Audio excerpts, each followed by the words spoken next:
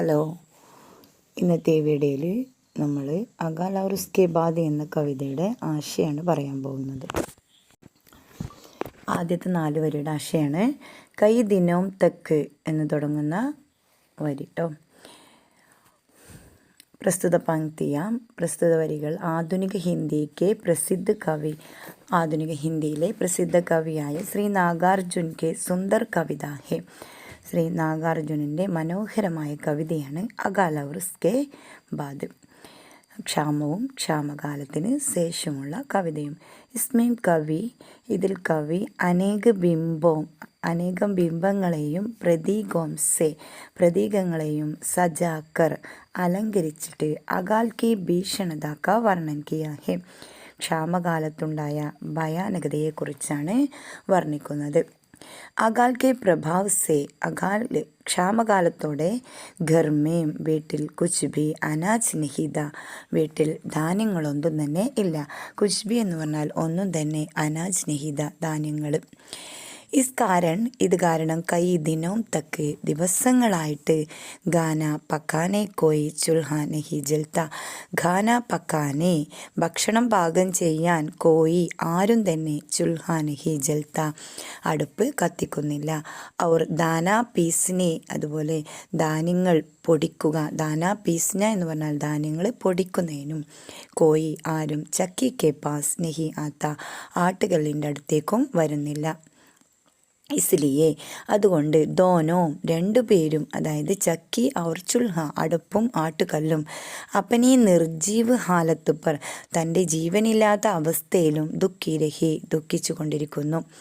ഗർമേം വീട്ടിൽ ഖാന Milne per he ഭക്ഷണം കിട്ടുന്നത് കൊണ്ട് മാത്രം, വീട്ടിലെ ഭക്ഷണം കിട്ടുന്നത് കൊണ്ട് മാത്രം, ഉസ്കാ ചോട്ടാ ഹിസ്സ അവയിലെ ചെറിയ ഒരു പങ്ക്, ഘർ കി കാനി കുത്തിയാൻ കോബി മിൽത്തേ ഹെ നമ്മുടെ വീട്ടിലെ ഒറ്റ കണ്ണുള്ള പട്ടിക്ക് മിൽത്താഹെ കിട്ടുന്നു പറയാം. കാനി കുത്തിയാം എന്നാൽ ഇവിടെ ഒറ്റ കണ്ണുള്ള പട്ടി പിച്ചലെ കുച്ച് ദിനോം സെ കഴിഞ്ഞ കുറച്ച് ദിവസമായിട്ട് ഖാന നമിൽനേക്ക് ഭക്ഷണം കിട്ടാത്ത നിരാശയോടുകൂടി ചുൽഹ ഔർ ചക്കി കെ പാസ് സോയിദി അടുപ്പിൻ്റെയും ആട്ടുകല്ലിൻ്റെയും അടുത്ത് ഉറങ്ങുകയാണ്.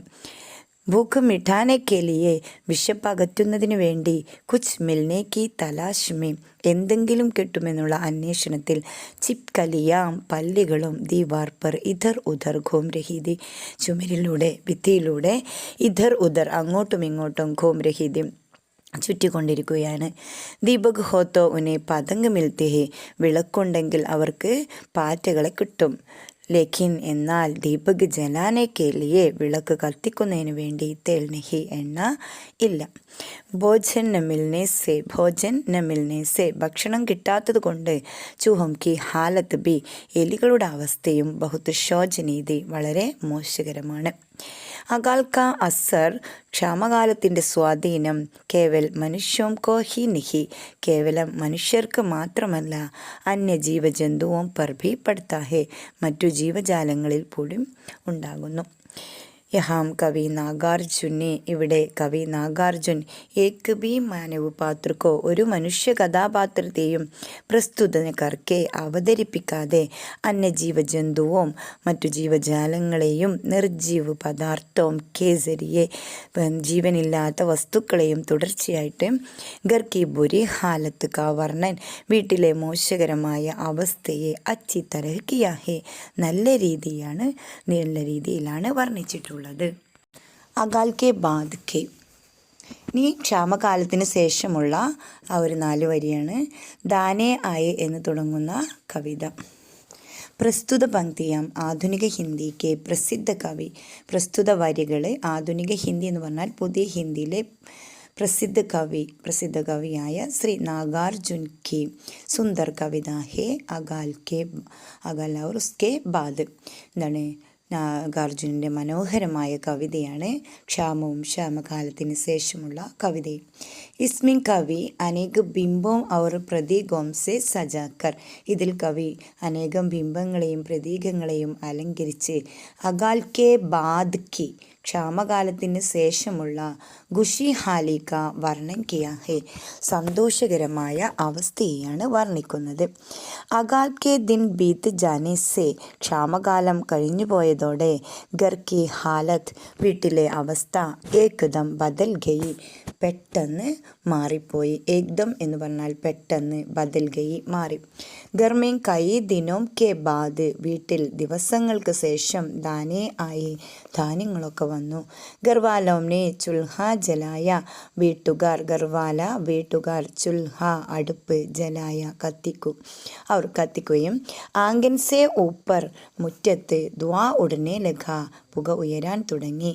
ഗർ കെ അന്തർ കെ ചുൽഹ ചക്കി ജൈസെ, വീട്ടിലെ ഉള്ളിലെ, അതായത് ഗർ കെ അന്തർ വീടിൻ്റെ ഉള്ളിലെ, ചുൽഹ ഔർ ചക്കി അടുപ്പും ആട്ടുകല്ലിനെ പോലെയുള്ള, ജൈസെ എന്ന് പറഞ്ഞാൽ പോലെയുള്ള, നിർജീവ വസ്തുവും ജീവനില്ലാത്ത വസ്തുക്കളും, സബീ ജീവജന്തുവും കി ആങ്കേം, എല്ലാ ജീവജാലങ്ങളുടെ ആങ്കേം കണ്ണുകളും, നയേ ജീവൻ ആനേക്ക്, പുതിയ ജീവിതം വരും, പുതിയ ജീവൻ കിട്ടിയതിൽ വന്നതിൻ്റെ, ഖുഷിമേം സന്തോഷത്തിൽ, ചമക്ക് ഉടി തിളങ്ങുന്നു.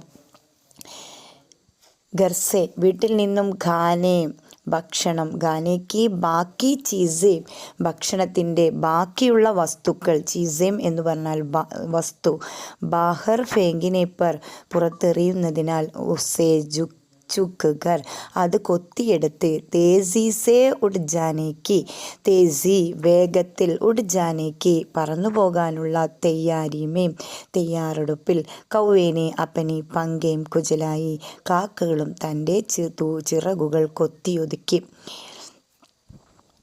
അകാൽ കെ ദിൻ ഖതം ഹോനെ പർ, ക്ഷാമകാലം കഴിഞ്ഞുപോയതോടുകൂടി, ഗർ കെ അന്തർ ദാന ആനെ സെ, വീട്ടിലെ ഉള്ളിലേക്ക് ധാന്യങ്ങളൊക്കെ വന്നു.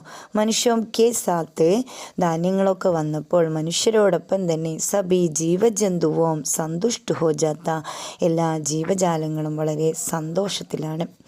യഹാം കൈ ദിനോം കെ ബാദ്, ഇവിടെ കുറേ ദിവസങ്ങൾക്ക് ശേഷം, ഫിർ സബ് കെ മൻമേം, വീണ്ടും എല്ലാവരുടെ മനസ്സിലും, ഖുഷിക്ക ഖുഷിക്ക ഉണ്ടായ സന്തോഷത്തെക്കുറിച്ചും, ഗർക്കി ബദലി ഹാലത്ത് കാ വർണ്ണൻ, എന്താണ് വീട്ടിലെ ഈ അവസ്ഥ മാറി വന്ന ഈ അവസ്ഥയെ വർണ്ണിക്കുന്നത് സരൽ ശബ്ദോമേ കിയ, ലളിത ഭാഷകളിലൂടെയാണ്.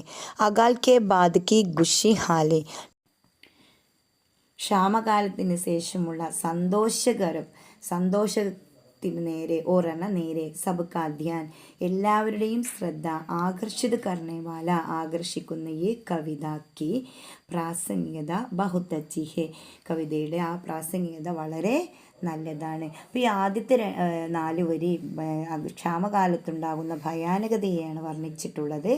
രണ്ടാമത്തെ 4 വരി ക്ഷാമകാലത്തിന് ശേഷമുള്ള സന്തോഷകരമായ അവസ്ഥയെക്കുറിച്ചാണ്.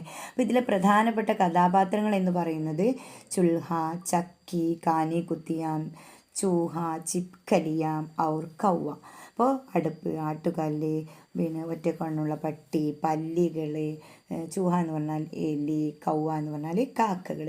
പിന്നെ ഇതിൽ നമുക്ക് ചേരുംപടി ചേർക്കുക എന്ന് പറഞ്ഞത് വരാൻ സാധ്യതയുണ്ട്. ചുൽഹ രോയ, ചക്കി ഉദാസ്, കാനി കുത്തിയാം സോയി, ചിപ്കലിയാം ഗസ്ത്, ചൂഹോം കി ഹാലത്ത് ഷിഗസ്ത്. മറ്റേത് ഗർ കെ അന്തർ ദാനെ ആയേ, ആംഗൻ കെ ഊപ്പർ ദുആ ഉടാ, ഘർ ഭർ കി ആംഗൻ ചമക്ക് ഉടി, കൗവേനെ അപ്പനെ പങ്ക് കുച്ചലായി. അപ്പോൾ ഇതേപോലെ ഒരു സഹി മിലൻ കർക്കെ എന്ന് ചോദിക്കാൻ സാധ്യതയുണ്ട്. അടുത്തത് ഒരു സന്ദേശവാക്യ പോസ്റ്ററാണ് ജലസംരക്ഷണത്തെക്കുറിച്ച്. ഒന്നാമത്തത് ജൽ ജീവാമൃത് ഹേ, ജലം ജീവാമൃതമാണ്. ജൽ നഹി ഹേ തോ കൽ നഹി, ജലമില്ലെങ്കിൽ അതായത് വെള്ളമില്ലെങ്കിൽ നാളകളില്ല. 2 ജലസ്രോതോം കോ പ്രദൂഷിത് മത് കരു, ജലത്തിൻ്റെ ഉറവിടങ്ങളെ മലിനമാക്കരുത്. പ്രദൂഷിത് എന്ന് പറഞ്ഞാൽ മലിനമാക്കുക, മത്ത് എന്ന് പറഞ്ഞാൽ അരുത്. ശുദ്ധ ജൽ സ്വസ്ഥ ജീവൻ കാ ആധാർ, ശുദ്ധമായ ജലം ആരോഗ്യം, സ്വസ്ഥ എന്ന് പറഞ്ഞാൽ ആരോഗ്യപരമായ ജീവിതത്തിൻ്റെ അടിസ്ഥാനമാണ്. ആധാർ അടിസ്ഥാനം. അടുത്തത് ജൽ പ്രകൃതി കാ അമൂല്യ വരദാൻ ഹേ, ജലം പ്രകൃതിയുടെ അമൂല്യമായ വരമാണ്. സബി കാ അസ്തിത്വ ജൽ പർ നിർഭർ ഹേ. സബി കാ എല്ലാവരുടെയും അസ്തിത്വ നിലനിൽപ്പ് ജൽ പർ നിർഭർ ഹേ ജലത്തിൽ ഉൾപ്പെട്ടിട്ടുണ്ട്. അടുത്തത് ജൽ കാ ദുരുപയോഗ മത് കരോ. വെള്ളം ദുരുപയോഗം ചെയ്യരുത്. ജൽ കാ ഉപയോഗ സാവധാനി സേ. വെള്ളത്തിൻ്റെ ഉപയോഗം വളരെ ശ്രദ്ധയോടെ. സാവധാനി എന്ന് പറഞ്ഞാൽ ശ്രദ്ധയോടെ. ഇത്രയാണ് ഇതിൽ വരാൻ സാധ്യത ഉള്ളത്. വൺവേഡുകൾ ഉണ്ടായിരിക്കും. കിസ്നെ ലിഖ, ആരാണ് എഴുതിയത്, നാഗാർജുൻ, കൈസി രചന, കവിത, അങ്ങനെയൊക്കെയുള്ള ചോദ്യങ്ങളാണ് ഇതിൽ ചോദിക്കാൻ സാധ്യതയുള്ളത്.